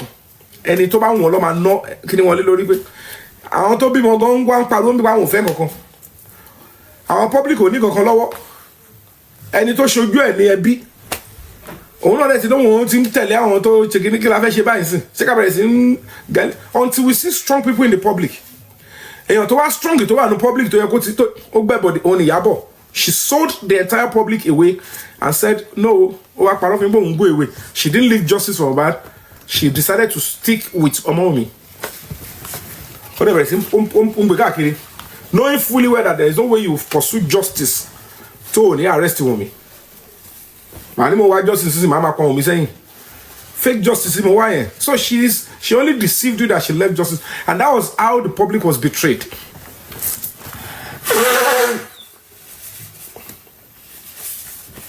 Ibi tí wọ́n ti rí gbogbo agbára nìyẹn so at that point they stage different sect of people ẹ pé àwọn eléyìí síbi kọ́ máa fáyà àwọn squad kan àwọn tó bá lè báyìí kẹ́ báyìí gbogbo àwọn tó bá lè gbé wọlé kẹfowó sẹ́tù ẹni ẹ ló máa engage àwọn tó kù òun ló máa wá àwọn tó kù sùn ní squad tiẹ̀ so many hosts wọ́n ti compromised wọ́n kàn tán gbogbo yín that was how they planned the whole stuff and when we began to do they thought by now I kept saying they thought by now they would have destroyed or discouraged me to an extent I would have stayed away. ọ̀nà méjì lọ́lọ́pàá fi ṣiṣẹ́ Nàìjíríà àti government ẹ̀yin tẹ́ ní kéèsì gangan tẹ́ bá mú lókùnkúndùn ẹ̀yin tẹ́ bá mú lókùnkúndùn but naturally when you see the conduct of the parents police and government will say what's the point if you get to a stage if the family are not interested even if you are going to court talo ma lọ jókòó court tó máa sọ pé òun witness èyí tó jábúrò ẹ̀ kò ní wá àwọn parents ẹ̀ máa ní kó wá yọjú ìyá gò ní wá testify against ẹni tẹ́ bá gbé bàbá ò ní wá testify so if we continue to pursue the case will die eventually until wọ́n ṣe kàgbákò nìyẹn wọ́n ṣe fẹ́ lù mí jìbìtì pẹ̀lú 3 seconds video ẹ ti wọ wèrè láti gbà yẹn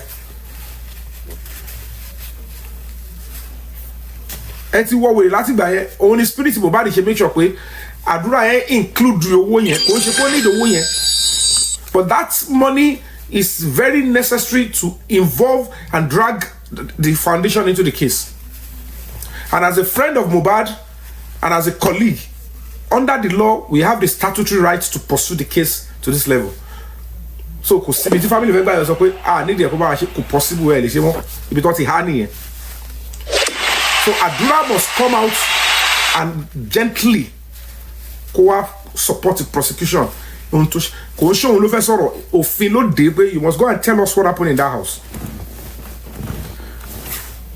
so wọ́n ti pa gbogbo ìhóde yẹn gbogbo tó fi sọ pé wọ́n fún ní injection wọ́n fún ní poison slow poison so that a lè ṣe bẹ́ẹ̀ pé ó ti kú wọ́n lè sin wọ́n lè just for ritual purpose they never knew pé ògo làwọn ń dà láàmú yẹn wọ́n wá ṣe gbogbo tó fẹ́ ṣe tán wọ́n bọ́ ṣe ń gbé lọ tó fẹ́ gbé wọn lólẹ̀ báyìí lògo ọmọ yẹn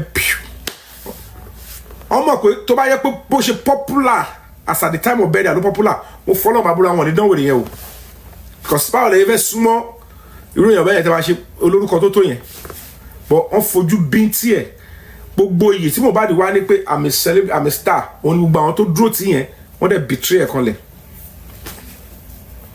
they betrayed him to the last so look at this Damola táwa push lọ yẹn mo dúró sí wọn lọ́rùn pẹ̀lú commissioner of police wọ́n rí pé Yomi ò gbádùn ilé bàbá láti ọ̀gọ̀ǹbọ̀ wọn kọ́ mú bẹ́ẹ̀ mo ní mi ò gbàṣẹ́ mi mẹ́ tó jẹ́ bẹ́ẹ̀ mo fẹ́ rí adé Lagos State Police Command wọ́n tún lọ mú jáde mo ní I'm sorry sir ọ̀gá ọlọ́pàá this guy from what you've told me I asked for evidence that is it the one that shouted me up ordinary paper yẹn kọ́ báyìí wọ́n mú jáde bàbá Mohbad wà lórí ìjókòó mbẹ́ o ó mú lọ́ọ̀yà tìrín lọ́ọ̀yà yẹn ló tìrín tó wà lẹ́yìn barrister Odumosu Shitu níjọ́ tí wọ́n tọ́dájọ́ corona yẹn ẹ lọ wo fídíò ọjọ́ tí wọ́n gbà tí Shitu yẹn sọ̀rọ̀ máa lọ́ọ̀yà yẹn ló tìrín yẹn kò defend kó tiẹ̀ support tí mo ṣe pẹ̀lú àwọn ọlọ́pàá mẹ́ẹ̀ nígbà táwọn ọlọ́pàá tún ṣàkàrà wọn pé kó bá mi sọ̀rọ̀ pé kí n bá sọ̀rọ̀ lórí social kí n bá lọ sọ̀rọ̀ ńta wọ́n tún tẹ̀lé ọlọ́pàá sọ pé Mr. Mẹ̀yìn náà gbọ́ kinní kan wọ́n ṣe ẹlẹ́bọ̀tọ̀ kò yẹ yín wọ́n ṣe gbogbo ẹ̀ and I faced it up with courage because I look at it and say I'm here on behalf of the public. I can't compromise. And the commissioner of police, the Compo, said he's not interested in that video. This is what we are just treating. You are not even the Attorney General. Agbára yẹn wà lọ́wọ́ Attorney General nìkan. Attorney General ló sọ pé àwọn fẹ́ prosecute èèyàn báyìí. Àwọn fẹ́ ṣe nǹkan báyìí. Even pẹ̀lú ẹ̀nà it can be challenged. But police have the constitutional right to go after, even it's a criminal offense, to your crime sílẹ̀. To pursue in a particular investigation is to undercharge somebody is a serious criminal offense. Don't pay me.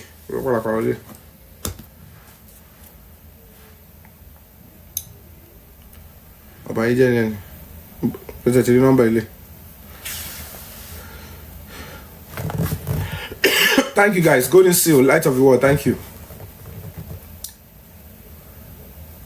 Ṣọ́sí yẹn kọ́ mọ̀ sọ jẹ́ sọ lè sínú ẹ̀sọ́ sínú dustbin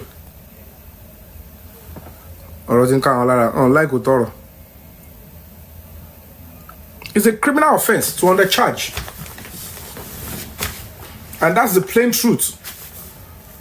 So èèyàn tí Ọlọ́run máa tún padà múdà Ọlọ́run ti ṣe àdúrà ti ṣe tó máa ṣe government will get to him in court already. So wọ́n ti ná owó gbogbo ìtìdàmọ́lá yẹn ṣe wọ́n compensate ẹ lọ́wọ́ wedding tó ṣe náà olórí onífújì ló lọ olórí wọn ló kọrin fún bẹ́ẹ̀ ẹni tí ò ní ṣe lápá tẹ bá rí ìdàmọ́lá yẹn ó dàbí bí jálá wọ́tà tó máa wọ̀ olóhùn télọ̀ gan ọgbà aṣọ tó wọ̀ gan wọn pé ṣé lè gan kò rí jágẹ nígbà tó máa ṣe wedding ó ṣe ẹ̀yà well done wọ́n dẹ̀ ní yẹ eléwé ọmọ ní àgbo ló ń tà wọ́n ní well done.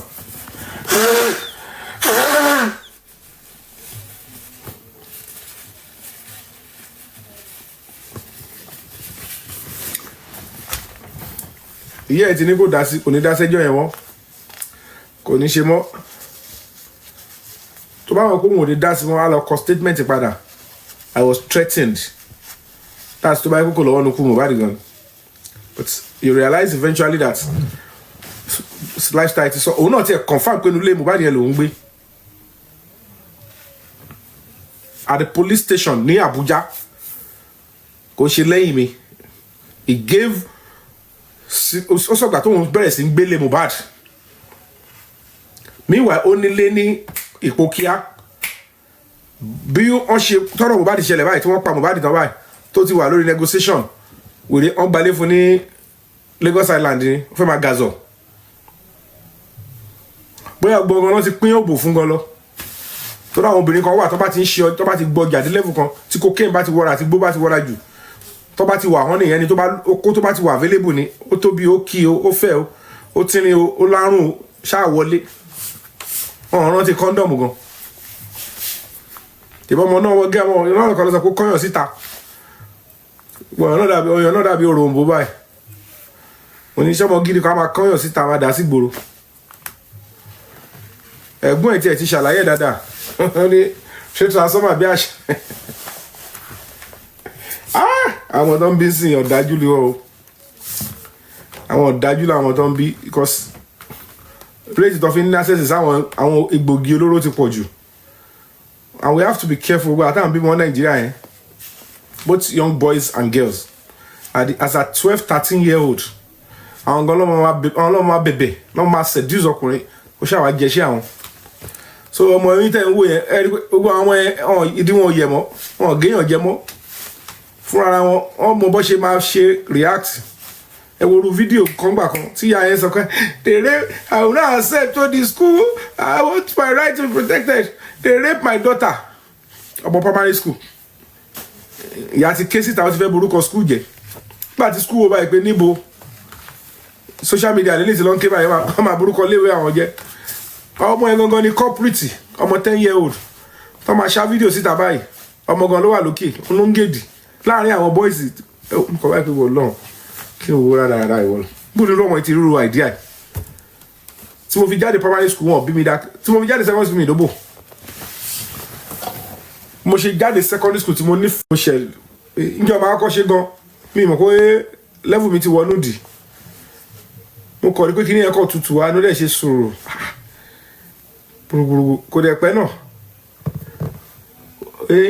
àṣọ kí ní ìdùn tó yìí ọlọ́run gbà ẹ́ láti wá di ẹ̀ ọ̀nà tọmọ yẹn ò bá ṣe tí ó bá yá ta mi nímọ̀ pé kí ní ti wọlé ojú wa tì mí ọmọ yẹn mo wá ń sá fún láti gbà ẹ́ pé ọlọ́run eléyìí máa mọ̀ pé mi òun lòun kọ́ jẹ́ kí n ṣe level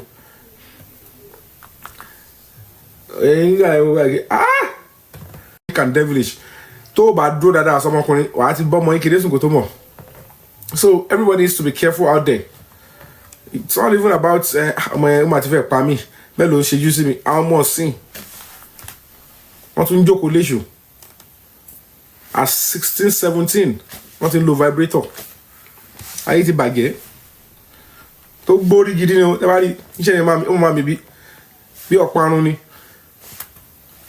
ní kiri gbogbo ilé ìbá ìwọ lọ so when you see them tó bá tún decide pé wọ́n rí irú àwọn ìyàbọ̀ yẹn wọ́n máa tẹ̀lé wọn lórí social media ọ̀rọ̀ tó ń sọ ó ń fún wọn ní financial freedom kíákíá quick way to make money to quickly follow them because n tó ń project sáà wọn yẹn ò bọ́ sí ẹ woru message tó ń pass síta yẹn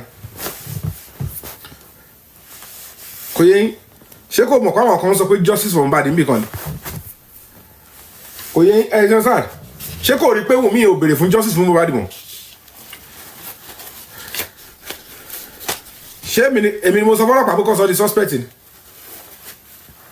kò ṣáà ṣe bóyá mo kó àbẹ́dáwó fún mi pé Mr. Yomi o I need owó afẹ́lẹ́ fọlọ́pàá o despite the fact that some people here will be condemning every step we take when we try to mobilize logistics they will condemn it but the fact remains that when they were able to do their investigation and round it up and mention the 7 person wọ́n ní mo ṣe sọ fún máa yẹn lórí fóònù pé nígbà tó sọ pé tó fẹ́ yí mi kúrò tó fẹ́ lọ gbé kinní yẹn fáwọn undertaker underground ó fẹ́ gbé arrest Darusha arrested spending ó fẹ́ gbé glory yẹn fáwọn underground ó bẹ̀rẹ̀ sí ń wá irọ́ oríṣiríṣi wọn náà ní di spending mọ́ ṣé spending ló pa Mohbad ní ṣèbí Wùmí àtàdúrà àti Darusha làwọn ń wá mo ní ṣé mi mo kọ èmi mo ṣe investigation ni ṣé mi ni mo lọ ṣe warrant spending ni ṣé mo kọ spending sínú petition tí mo kọ sí president ibẹ̀ ni ó sọ pé ṣé spending wà nínú petition tó kọ mo ní ṣé mo kọ Darusha náà ni ṣé yìí kọ́ lẹ lọ sí court as the IPO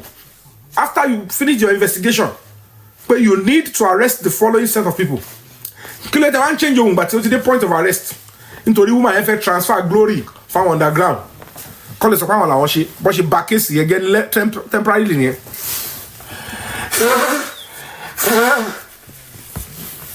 That was why I got bitter against some individuals tó ní wọ́n bú àwọn kan wọ́n block àwọn kan mi ṣe ní block yín irú owó wèrè wo lẹ́ ń dá àwọn aláti wà bẹ́ẹ̀ láti ṣe justice látàyè kìíní kan mo ní I have explained over and over I am not in that league I mean whatever you want to say I didn't start justice for Mohbad on TikTok when none of you had an idea of what the direction the justice is going I started I took bold steps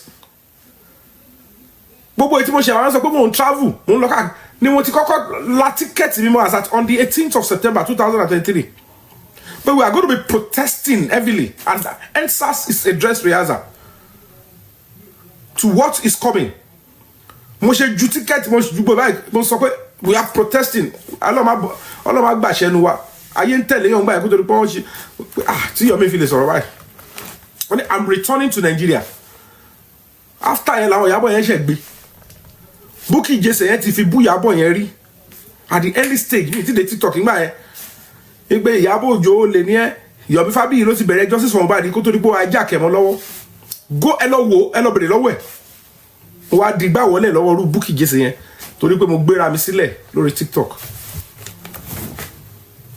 nígbà tí Ìyábọ̀ fẹ́ bú very dark man nígbà yẹn ó sọ fún mi pé lọ bèrè lọ́wọ́ ẹni tó jọ ọ̀gá ẹ ní tó ń fojú ẹ̀ rí ẹ lọ wo fídíò tí Ìyábọ̀ ṣe nu mọ́tò tó fi ń bú very dark man tó ń bú pẹ̀lú ọmọ ẹ lọ wò ó sọ pé ẹni tó jọ ọ̀gá ẹ nígbà kéèsì ọ̀rọ̀ child molestation kò fẹ́ dárúkọ ẹ̀rù mi ti bá ń gbà ẹ ó ní mọ nǹkan tó ń fojú ẹ̀ rí ìwọ kéré lọ bèrè tó jọ ọ̀gá ẹ èmi lè wá fẹ́ sọ dẹni lẹ̀ lẹ́nu.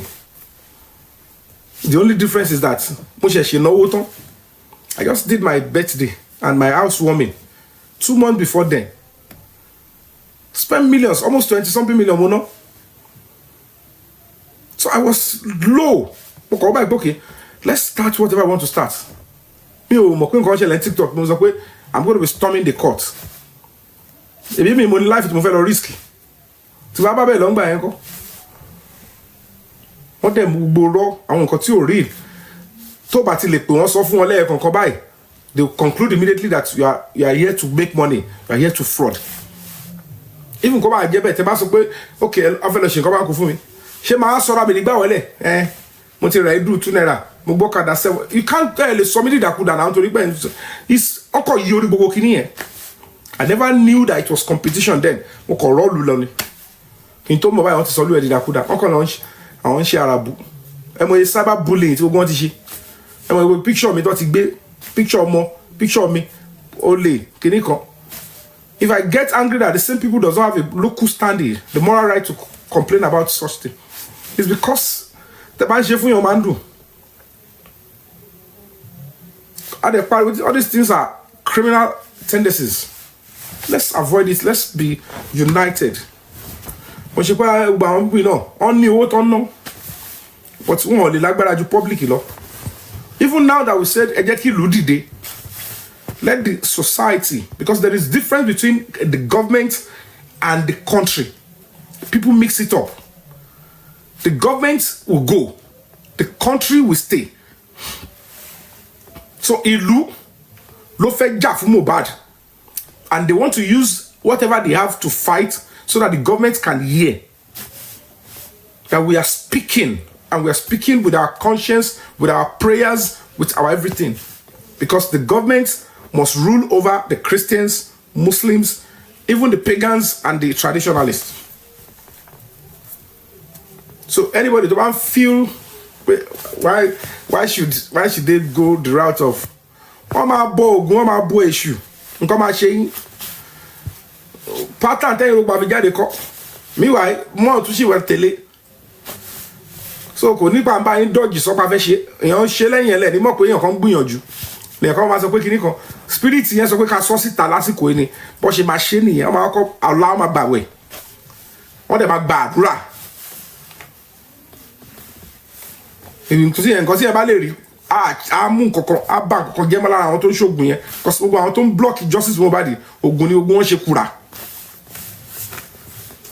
Only a fool ló máa sọ pé àwọn míyàn ní máa ṣògùn.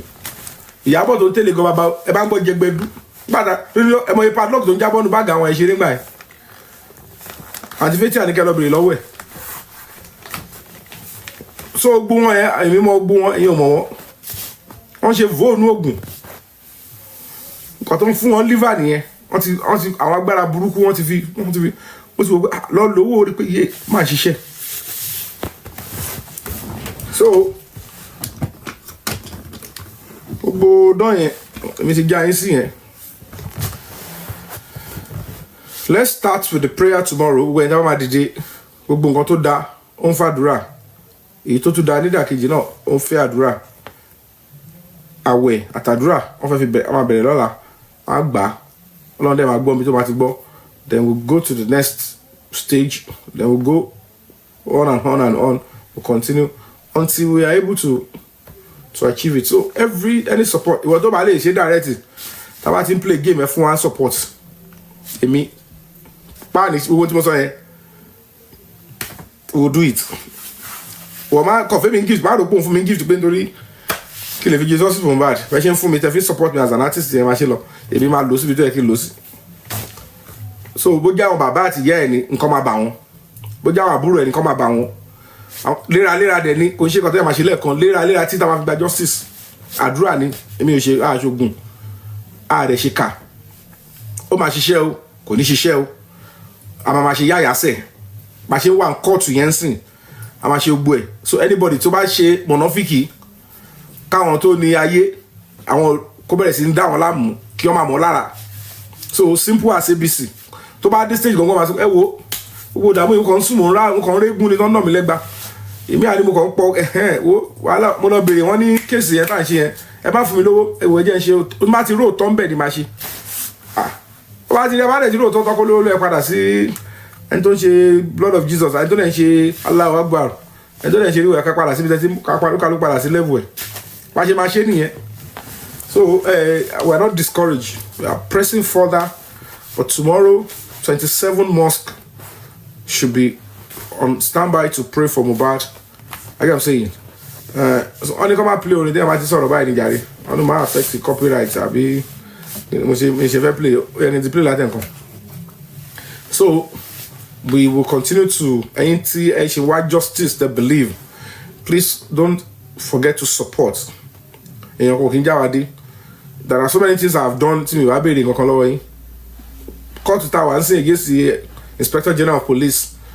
Nigerian police àti lórí ọ̀rọ̀ Mohbad náà ni kò dẹ́ ṣe àti bẹ̀rẹ̀ pẹ̀pẹ̀ lórí ibi tí reinvestigation tó ṣe and to arrest the remaining suspect ní agbé wọn lọ court fún pé kí ló dá dúró so that gbogbo wèrè táwọn underground yẹn ṣe yẹn gbogbo ẹ̀ la máa tú àṣírí wọn nulẹ̀ ẹjọ́ yẹn kọ́lọ́pàá wa sọ fún wa pé they are part of it gbogbo ẹ̀ la máa sọ ó ti yẹn sọ́wọ́n à ń bẹ̀ ṣé wọ́n síbẹ̀ wọ́n ní wọ́n tẹ̀ síbẹ̀ náà so wọ́n ti ẹ̀jẹ̀ gbé wọn wá but ẹ̀yin tẹ́ bá mọ̀ kẹ́ lè lọ go and attend the court so kẹ́ lè gbọ́ fúnra yín kẹ́ rí pé àwọn yẹn ti bógó yín ti pẹ́ torí ọlọ́pàá wa sọ kí ló ń ṣẹlẹ̀ why tẹ́ fi stop níbo lẹ bá ṣe dé àwọn gbọ́dọ̀ ṣàlàyé we are the complainants in the court of law lórí case Mohbad why is the case not in court kí ló tẹ̀ tí charge àwọn suspect yẹn because wọ́n ti lẹ́bọ lẹ́rù so gbogbo àwọn òmí yẹn ó yẹ kó ti ká ní ó ṣe pé àwọn underground yẹn ṣe ìwà bàjẹ́ tó ṣe ni December yìí lọ́wọ́ yẹ kó ti charge wọn sí court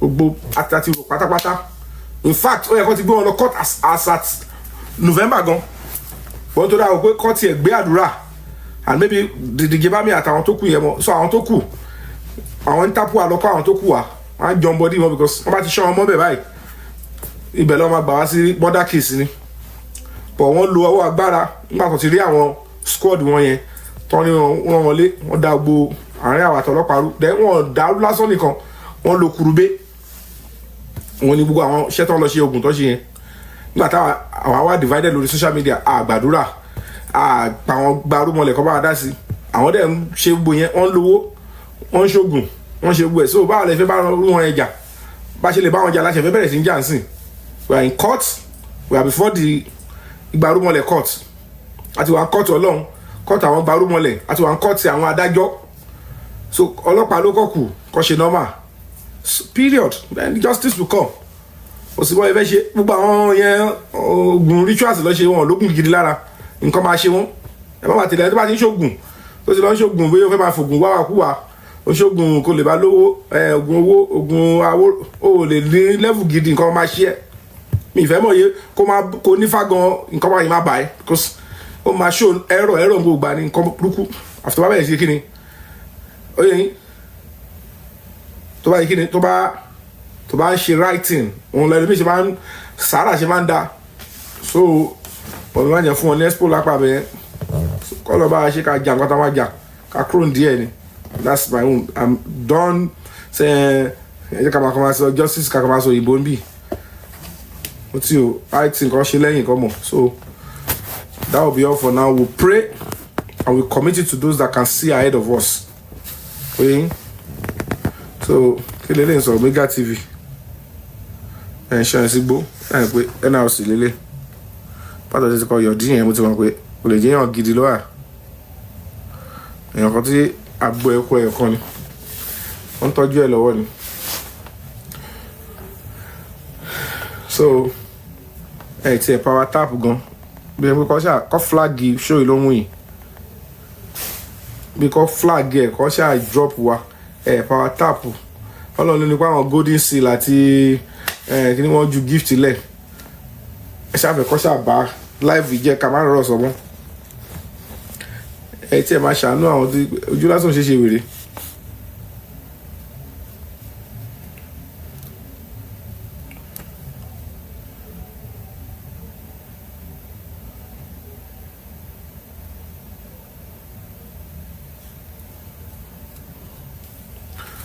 kò ní ìsáwọ̀ èdè.